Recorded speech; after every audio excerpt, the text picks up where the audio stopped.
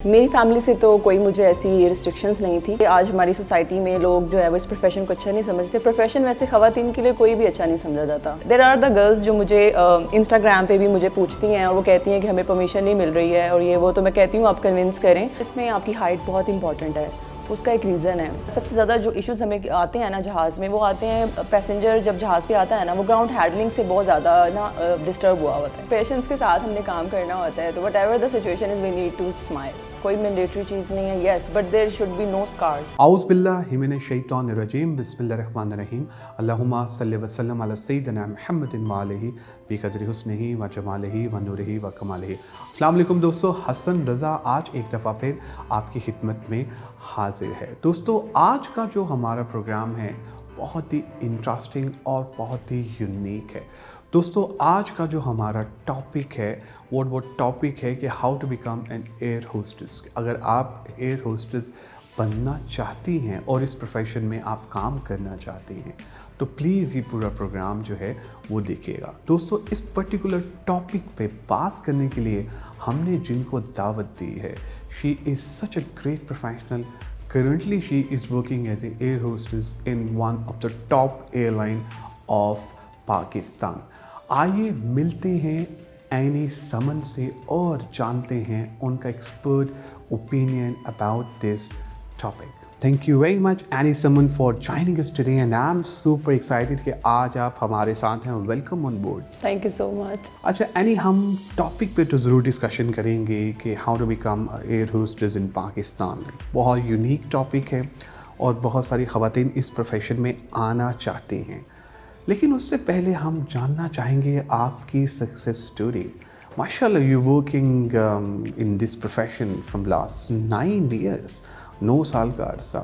तो ये सोचा हुआ था कि मैंने एयर होस्टेस बनना है, बाय चांस था, बाय चॉइस था, क्या था ये सफ़र? I would say it's a destiny. It was not like that I wanted to become an air hostess. Just like randomly, I just applied and then I got selected. So I call it destiny. बिल्कुल ठीक है।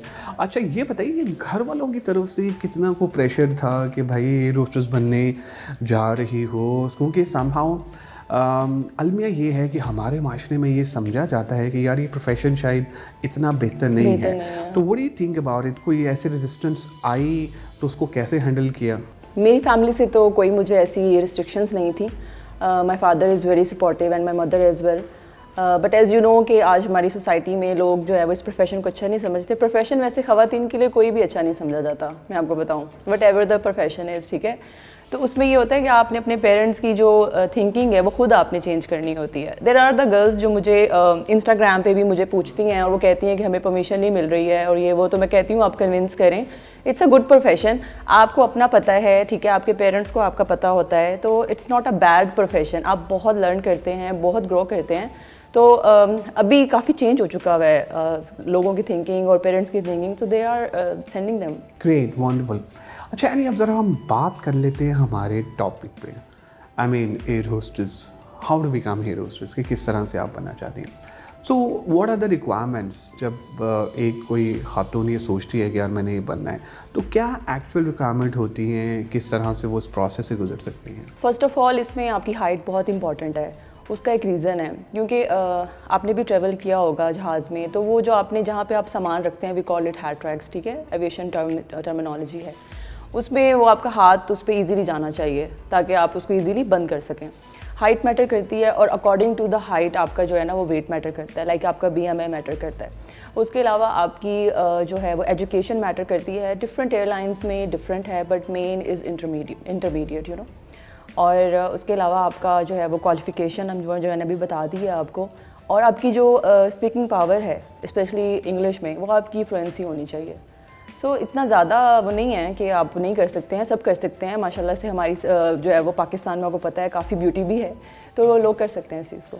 अच्छा यानी ये भी देखा गया है सम टाइम कि जब आप ट्रैवल करते हैं तो बड़ा ये कहा जाता है यार कि उस तरह की कस्टमर सर्विस नहीं मिल रही, उस तरह का रवैया जो है, जो हम चाहते हैं, जो हम पैसे लगा रहे होते हैं, मतलब वो नहीं आ रहे होते। और पर्टिकुलरली एक ऐसे इदारे में जहाँ पर अभी आप काम कर रही हैं, नाम भी नहीं लूँगा, वहाँ पर उसके बारे में तो स्पेशल कहा जाता है कि यार कस्टमर सर्विसेज जो हैं वो एज़ पर स्टैंडर्ड नहीं है। तो इसके बारे में आप क्या कहेंगे कि क्या वाकई है कि ऐसी लोगों ने कोई परसेप्शन बनाई है या एक्चुअल में सिनेरियो कुछ और है? लोगों आपको पता है लोग बात तो करते ही हैं। और दूसरा ये कि जितना ज़्यादा कंफर्ट मैं समझती हूँ हमारी एयरलाइन में मिलता है ना, they will never get that comfort in any other airlines, क्योंकि हम अपने पैसेंजर को it's like just our guest, हम उसको वार्मली वेलकम करते हैं। और कस्टमर सर्विस जितनी, it's been 9 years, okay, it's been 9 years, a few months, and I know what we were served there.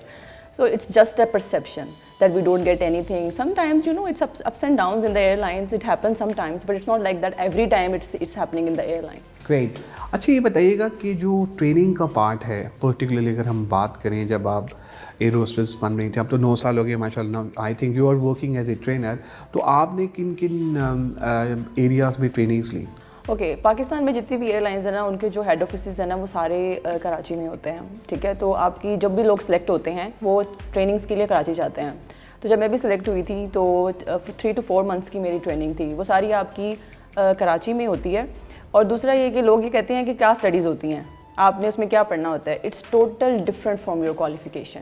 आपने मास्टर्स किया हुआ है, आपने बैचलर्स किया हुआ है, whatever the degree you have, but whenever you get into the airline, जब आपने एयरलाइन में आना है तो आपका जो बिल्कुल एक नए सिरे से आपने जहाज़ पढ़ने हैं सारे, ठीक है। तो वो आपने एटलीस्ट 3 एयरक्राफ्ट्स आपने पढ़ने होते हैं, उनका एग्ज़ाम होता है, फिर आप क्लियर करते हैं तो फिर आप जो है ना वो सर्टिफाइड होते हैं। अच्छा, एक बहुत इंपॉर्टेंट क्वेश्चन, जब हम आपके साथ ये सेशन प्लान कर रहे थे तो हमारे फॉलोअर्स, जो people are following us on LinkedIn, YouTube and Facebook, तो एक क्वेश्चन हमें रिसीव हुआ। The question is very relevant. उन्होंने कहा जी एनी से हमारे बिहाफ पे ये पूछें कि कभी कोई ऐसा कस्टमर मिला हो कि जो बहुत ही सख्त तबीयत का हो और आपको उसके पास जाने से डर लग रहा हो कि यार ये तो अब गए तो भाई ये तो फट पड़ेगा या बोल पड़ेगा, तो उस सिचुएशन को कैसे हैंडल किया? यूजुअली ये होता है कि जब जैसे आइल्स होती हैं उस पर आप हमारी पोजीशंस होती हैं, वर्किंग पोजीशंस, तो उसमें हम काम कर रहे होते हैं। तो इफ़ समथिंग हैपन, कुछ होता है या पैसेंजर जो है वो फंसी हो जाता है, और ज़्यादा कोशिश हमारी ये होती है कि उसको हम खुद ही हैंडल करें, ठीक है। लेकिन जब वो बिल्कुल आउट ऑफ सिचुएशन बात हो जाती है तो फिर जो हमारे एरिया पर्सन होते हैं, फिर हम उन तक बात लेके जाते हैं, फिर वो फर्दर वो उनको हैंडल करते हैं। अमूमन वैसे किस किस्म की क्वेरीज आपके पास आती हैं और सख्त तबीयत किस तरह से उस लोगों को आप हैंडल करने की कोशिश करते हैं? बेसिकली सबसे ज़्यादा जो इश्यूज हमें आते हैं ना जहाज़ में, वो आते हैं पैसेंजर जब जहाज़ पे आता है ना, वो ग्राउंड हैंडलिंग से बहुत ज़्यादा ना डिस्टर्ब हुआ होता है। तो वो सारा जो उसका ग्रज होता है ना, वो आके हम पे निकलता है। उनको ये लगता है कि जो है ना वो हमने सारा कुछ किया है, इवन दो कि हमारा कोई उनके साथ कनेक्शन नहीं होता। वी आर फ्लाइट सर्विसेज में हैं हम, तो हम उन्हें बताना चाह रहे होते हैं कि नहीं ऐसा कुछ भी नहीं है आपको। वो आगे हम पे ज़रा गुस्सा निकालते हैं। उस केस को हैंडल करना ज़रा हमारे लिए टफ होता है। लेकिन अगर जहाज़ आपका ग्राउंड पे खड़ा हुआ है लेकिन अभी हमने टेक ऑफ नहीं किया है, तो हम ट्रैफिक वालों के हवाले करते हैं उनको, because they are responsible for that thing. बिल्कुल। अच्छा, यानी एक और बड़ा इम्पॉर्टेंट फैक्टर, जब आपके साथ इंटरव्यू हम प्लान कर रहे थे तो मैं रिसर्च भी कर रहा था कि एक चीज़ पे जो बहुत ज़बरदस्त ट्रेनिंग आपको आपकी एयरलाइन देती है, एंड दैट इज़ स्माइल। कि यार जैसा भी हो, कोई भी प्रॉब्लम हो, कोई भी इशू हो, तो स्माइल आपने अपने चेहरे पे रखनी है। कितना मुश्किल होता है कि जब कोई क्रिटिकल सिचुएशन आ रही होती है, कोई डिफ़िकल्ट सिचुएशन आ रही होती है। आई नो दैट कि while I am asking this question, तो हो सकता है आपके जहन में कोई ऐसी चीज़ चल रही हो, तो उसको फिर कैसे मेंटेन रखती हैं आप? Basically our profession is just like you know patience. तो पेशेंस के साथ हमने काम करना होता है। तो whatever the situation is we need to smile. हमें स्माइल देनी ही देनी है, क्योंकि यही हमारा काम है। कोई तो ऐसा टाइम आता हुआ ना, कहते यार बस यार ये तो हद ही हो गई है, कोई ऐसा टाइम आया तो उसको कैसे हैंडल किया? उसको फिर हमने आपस में कोलीग्स में ही हैंडल किया है, पैसेंजर के सामने नहीं कभी किया। So it's whenever we are in front of the passengers we are smiling. Okay, great. So you're amazing and superb, Annie, during the whole session. Any message that you want to give to, I mean, किसी को भी जो हमें ख़वातीन देख रहे हैं, they want to enter in this profession, उनको आप क्या पर्टिकुलर मैसेज आप देना चाहेंगी कि वो किस तरह से इस प्रोफेशन में एंटर हो सकती हैं? पहली बात तो मैं इनको ये कहूँगी कि वो अपने आप को ग्रूम करें। ग्रूम इन अ सेंस कि अपने आप को आप फिज़िकली भी और मेंटली, एंड देन आपकी स्पीकिंग पावर बहुत अच्छी होनी चाहिए। जितना ज़्यादा आप अपने आप पे वर्क करेंगे उतना अच्छा आपके लिए होगा, ताकि आप जब एंटर हों तो people see like you that you are a professional. तो ये चीज़ मैं कहूँगी कि अपने आप को अभी से ही, एक तो आपके वेट पे लोग जो है ना बड़े कॉन्शियस होते हैं, तो वेट को मेंटेन रखें, अपना वेट मेंटेन रखेंगे तो आप इजीली सेलेक्ट हो जाएंगे। बिल्कुल। अच्छा, 2 क्वेश्चन और जो हमें हमारे फॉलोअर की तरफ से आए थे। एक ये आया था कि जी एनी से हमारे बिहाफ पे पूछें कि गोरा रंग कितना इंपॉर्टेंट रोल प्ले करता है एयर होस्टेस बनने के लिए, क्या ये मैंडेटरी है? There is nothing like that, कोई मैंडेटरी चीज़ नहीं है। Yes, but there should be no scars ना, आपके इतने जो है ना वो आपके यहाँ पे स्कार्स नहीं होने चाहिए, आपके फेस पे स्कार्स नहीं होने चाहिए, लाइक नेक जो आपका नेकेड आई से आप देख सकते हैं ना, तो उस पे स्कार्स नहीं होने चाहिए। But there is no any colour कि आप कलर आपका वाइट होना चाहिए, नॉट डार्क, ऐसा कुछ नहीं है। Okay, what about the qualification? मैं जब रिसर्च कर रहा था तो मेरे देख रहा था कि इंटरमीडिएट अगर हो तो वो भी चल जाएगा। हाँ, डिफरेंट एयरलाइंस में है इंटरमीडिएट, लेकिन अब मैं अपनी एयरलाइन की बात करूँ तो भी अब नाउ लाइक ग्रेजुएशन, अब हम ग्रेजुएशन है। डिफरेंट एयरलाइंस इंटरनेशनल सारे इंटरमीडिएट है। एनी फाइनल वर्डिक्ट अबाउट कासी Malaysia foundation, please go ahead.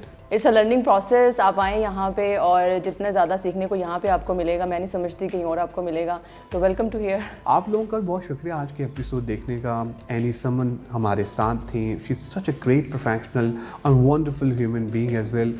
इन्होंने आज हमें ये बताया कि आप किस तरह से एक अच्छी एयर होस्टेस बन सकती हैं और क्या क्या रिक्वायरमेंट हैं। और हमें अक्सर फैमिलीज़ की तरफ से एक ही सुनना पड़ता है कि इस प्रोफेशन में जाओगी, नहीं ये प्रोफेशन तो ठीक नहीं है। तो एनी ने हमें बताया कि बंदा ठीक होना चाहिए, प्रोफेशन खुद ब खुद ठीक हो जाता है। अपनी दुआओं में हमें याद रखिएगा और अपना फीडबैक हमसे शेयर करते रहिएगा। इंशाल्लाह अनकरीब एक नए गेस्ट और एक नए टॉपिक के साथ आपकी खिदमत में दोबारा हाजिर होऊंगा। Take care, bye bye.